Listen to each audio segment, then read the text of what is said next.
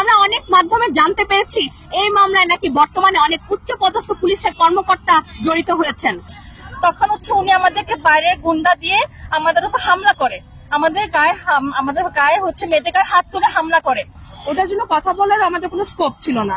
উনি সিলেক্ট করে দিত, আমি দুইজনের সাথে কথা বলবো, তোমরা আসো। তখন আমরা মানে ওই দুজনের সাথে আমাদের বাকিদের কারো যোগাযোগের কোনো উপায় ছিল না। দর্শক, আপনারা দেখতে পাচ্ছেন এখানে অসংখ্য মেডিকেলের শিক্ষার্থীরা এখানে আসলে অবস্থান করেছে। আমরা দেখতে পাচ্ছি এখনো দখলদারের আরেক নাম আবু ইউসুফ মোহাম্মদ আব্দুল্লাহ। তো আসলে ইনি আসলে কেন দখলবাজ, আসলে শিক্ষার্থীরা আসলে তাকে দখলবাজ বলছে কেন বা কি কারণে এখানে মানববন্ধন করছে, আমরা সেটা আসলে জানার চেষ্টা করবো।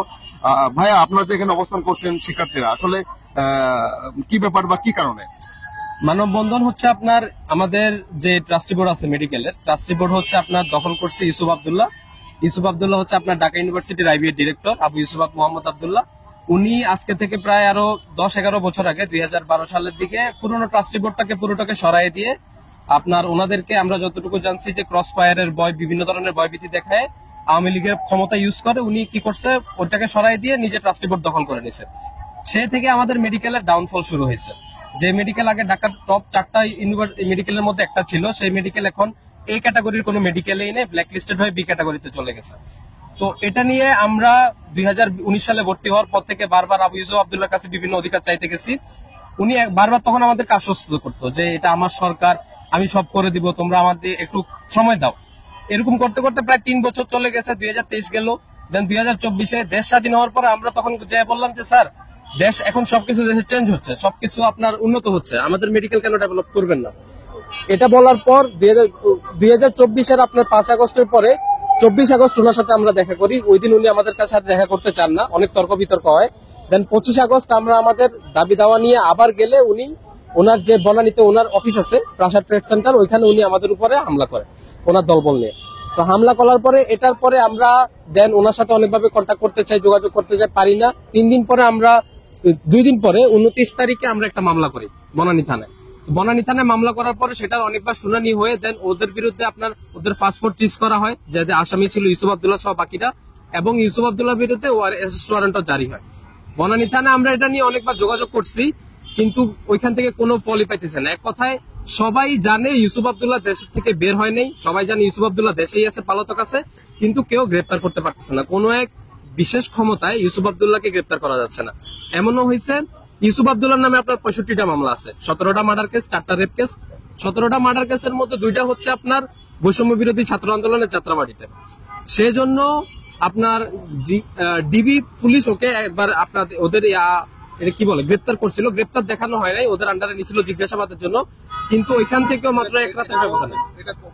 এটা আমাদের মামলার পরে আওয়ামী লীগ সরকার আওয়ামী লীগ সরকারের ডাউনের পরে 5 তারিখের পরের ঘটনা এগুলা সব। ডিবি ওদের হেফাজতে নিছে, হেফাজতে নেওয়ার পরও 1 রাত মনে হয় ওইখানে ছিল, দেন ওইখান থেকেও সে তার পাওয়ার দেখায় বের হয়ে গেছে।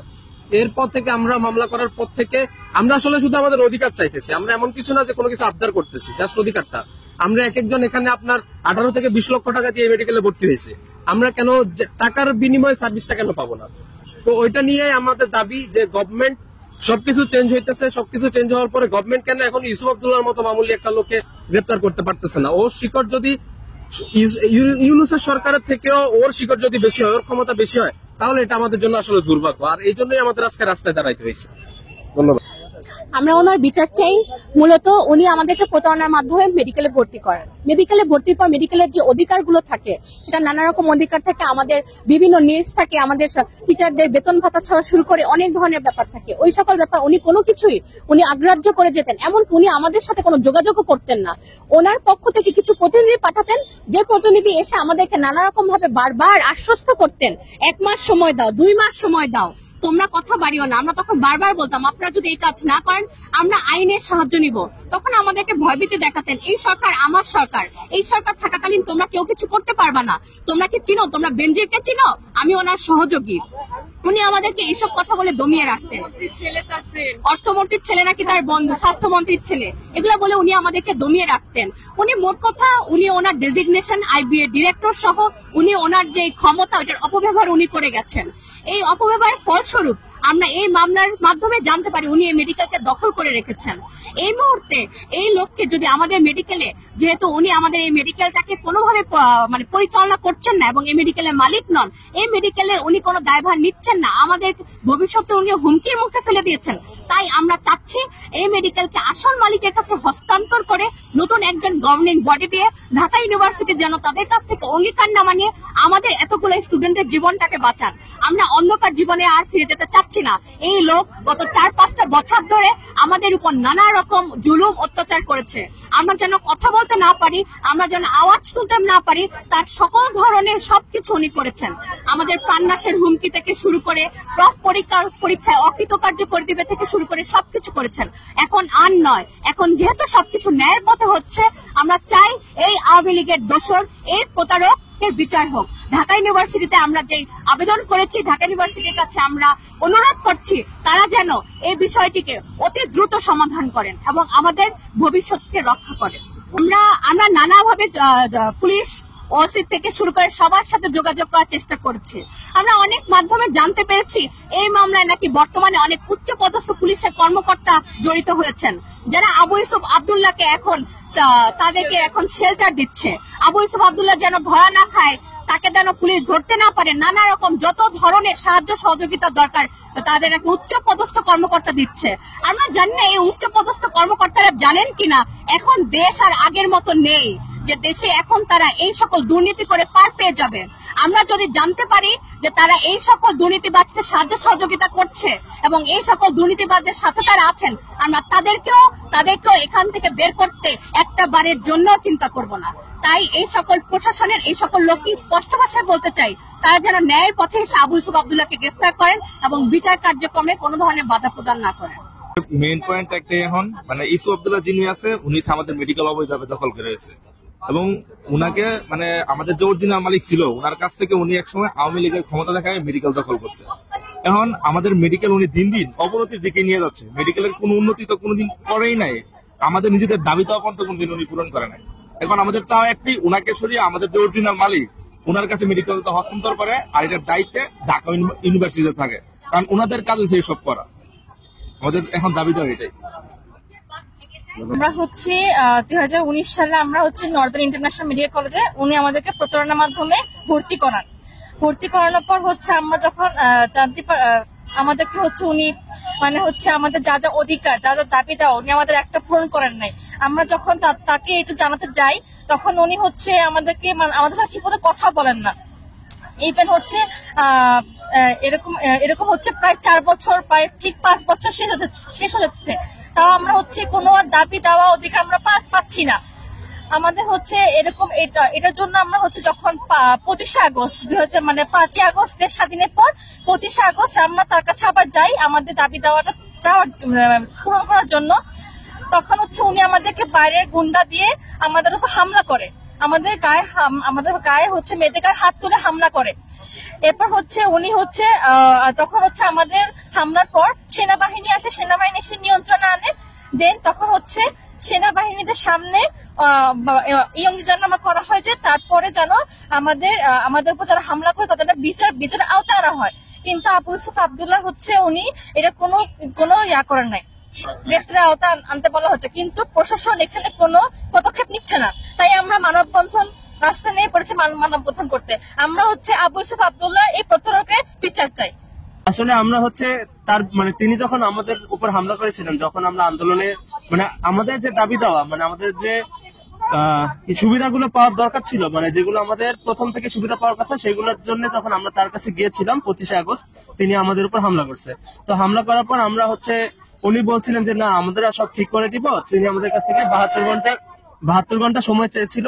তো তখন আমরা তাদেরকে 72 ঘন্টা সময় দিই। তিনি তারপরে 28 আগস্ট তিনি আমাদের উপর আবার সে তার কথাগুলো রাখেনি। তো আমরা বলছিলাম যে আমাদের উপর যেহেতু হামলা করছে তাহলে আমরা মামলা করবো। দেন আমরা মামলা করি।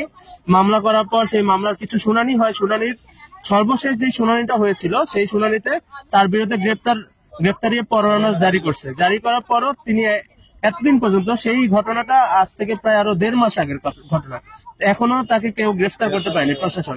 তাহলে এখানে আমরা এমনি দেখতে পাচ্ছি যে প্রশাসন থেকে আমরা কোনো প্রকার সাহায্য পাচ্ছি না। তার জন্যই আজকে আমরা এইখানে দাঁড়াইছি। কারণ উনি পরে যখন আমরা এই যে এসব যে ইনভেস্টিগেশন হয়েছিল, তখন আমরা দেখি যে উনি আসলে আমাদের মেডিকেলের দখল করে রয়েছে, যে আমাদের মেডিকেলের আসল মালিক যে, তার থেকে সে অনৈতিকভাবে এই মেডিকেলটা নিয়ে নিয়েছিল। তিনি এতদিন ধরে আমাদের টাকাগুলো নিয়ে আমাদের উপর প্রতারণা করছে, আমাদের কোনো সুযোগ সুবিধা দিচ্ছে না, আমাদের যা দেওয়ার দরকার সেগুলো দিচ্ছে না। তো তিনি তার পর থেকে সরতেছেও না আমাদের মেডিকেলের জন্য। নর্দার্ন ইন্টারন্যাশনাল মেডিকেল কলেজ ভয়ভীতি দেখাতো মূলত হচ্ছে যে ওনার সাথে তো আমরা কখনোই যোগাযোগ করতে পারতাম না, আমাদের কোনো অধিকারের বিষয়ে বা আমাদের যদি কোনো ফ্যাসিলিটিস এর দরকার হয়েছে এগুলো সে প্রোভাইড করছিলেন না আমাদেরকে, ওটার জন্য কথা বলার আমাদের কোনো স্কোপ ছিল না। উনি সিলেক্ট করে দিত, আমি দুইজনের সাথে কথা বলবো, তোমরা আসো। তখন আমরা মানে ওই দুজনের সাথে আমাদের বাকিদের কারো যোগাযোগের কোনো উপায় ছিল না, কারণ উনি ফোন রেখে দিতেন, ফোন সিজ করে রেখে দিতেন। ওখানে যে যদি আমাদের ফ্রেন্ডরা বলতেন যে স্যার আমাদের এটা প্রবলেম চলছে, আপনি এটা সলভ করে দেন, উনি বলতেন যে তোমরা কি ভাবছো আমি কিছু বুঝি না, আমি কি কিছু জানি না, আমার যেভাবে মন চায় আমি করব, তোমরা বেশি বাড়াবাড়ি করো না। তোমরা জানো আমার কোথায় কোথায় পর্যন্ত হাত আছে, আমি কার কার সাথে পরিচিত, আমার স্বাস্থ্য মন্ত্রীর ছেলের সাথে আমার খুব ভালো সম্পর্ক, চাইলে আমি যে কোনো সময় সব ঠিক করে দিতে পারি। এগুলো হচ্ছে যে তার থ্রেটের একটা লিমিট ছিল। যখন আমরা দেখা করতে চাই তখনও আমাদের সাথে হচ্ছে যে উনি এরকম থ্রেট টাইপ কথাই বলছিল যে তুমি ছিল আমি কে, আমি চাইলে এখন তোমাকে এখান থেকে সরাই দিতে পারি। এভাবে তার প্রত্যেকটা ক্ষেত্রে তার সাথে কথা বলতে গেলে খালি উনি এভাবে কথা বলতেন। উনি আমাদের বলেছেন রাষ্ট্রপতির সাথে নাকি তার খুব ঘনিষ্ঠ সম্পর্ক, আমরা যাতে তাকে ডিস্টার্ব না করি।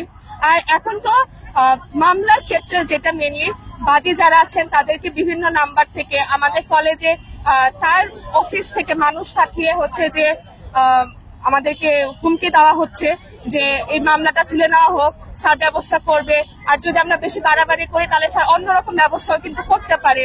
আমরা আবু ইউসুফের ক্ষমতা সম্পর্কে ওয়াকিবহাল না, আমরা জানি না আসলে সে কতটুকু ক্ষমতাবান। এভাবে বাদী পক্ষকে অথবা আমরা যারা একটু ধরেন ঢাকা ইউনিভার্সিটি কর্তৃপক্ষের সাথে কথা বলতে আসি বা আমরা কোথাও যদি কোনো ইনফরমেশনের জন্য যাই, সেখানে আমাদেরকে ফলো করা হচ্ছে, আমাদেরকে বাবা বলা হচ্ছে যে আমরা এবার অতিরিক্ত করে ফেলছি, আমাদের এটা ঠিক হচ্ছে না, আমরা যাতে এসব থেকে সরে আসি, আমাদের তো জানমালেরও একটা ভয় আছে নাকি, এভাবে আমাদেরকে আসলে হুমকি দেওয়া হচ্ছে।